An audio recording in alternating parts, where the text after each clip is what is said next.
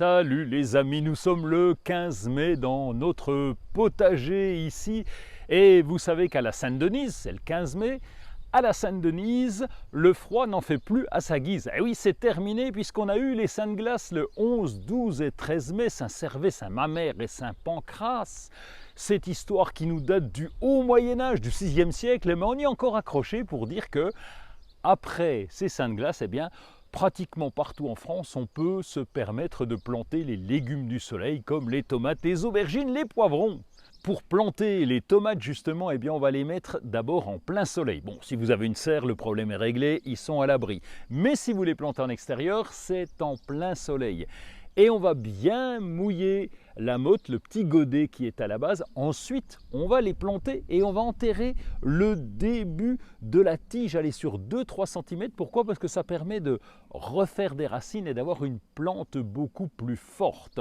Ensuite, eh bien, on va faire un petit monticule. Un petit monticule, d'habitude on fait des cuvettes, vous savez, autour des plantes, mais là on fait un monticule de façon à ce que l'eau ne vienne pas perturber la croissance de la plante. Et oui, l'eau, même quand on arrose ou quand il pleut, eh bien, c'est capable de nous apporter du mildiou. Aïe, aïe, aïe. On va bien les pailler, on va rajouter de la paillette de chanvre, par exemple, en surface tout autour pour éviter toujours les remontées d'humidité qui pourraient nous apporter ce fameux mildiou. Certains pommiers ont déjà fleuri en fonction des variétés et d'autres sont en fleurs en ce moment. C'est mieux, pourquoi? Parce qu'il n'y aura plus de gelée tardive. Et oui, si la fleur gèle, on n'est pas sûr d'avoir des fruits. Alors là, ils sont en fleurs, ils sont remplis d'abeilles qui viennent polliniser et bientôt nous aurons les pommes. Enfin bientôt, on va attendre le mois de septembre.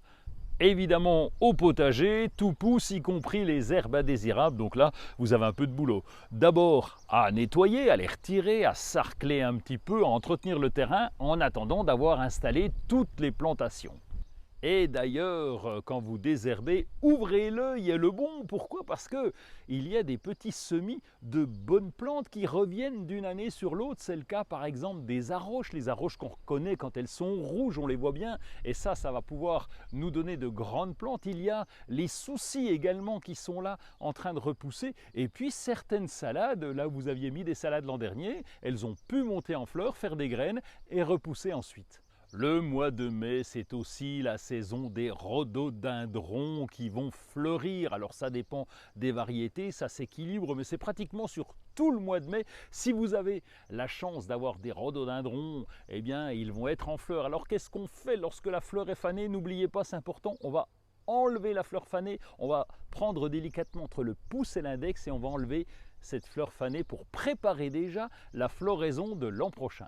J'allais oublier pour tout ce que vous avez planté, semé, pour les plantes en pot et puis pour les holas, vous savez, ces réservoirs qu'on met au milieu des carrés potagers ou dans le jardin, eh bien, il faut ajouter de l'eau. N'oubliez pas d'arroser, c'est le moment, il va faire un petit peu chaud, il faut donner un petit coup de main à ces nouvelles plantes. Le 15 mai et les jours qui vont venir pendant ce mois de mai et les mois de juin, eh bien profitez du jardin, on y est bien dedans. Profitez aussi du potager et profitez des fleurs qui nous entourent.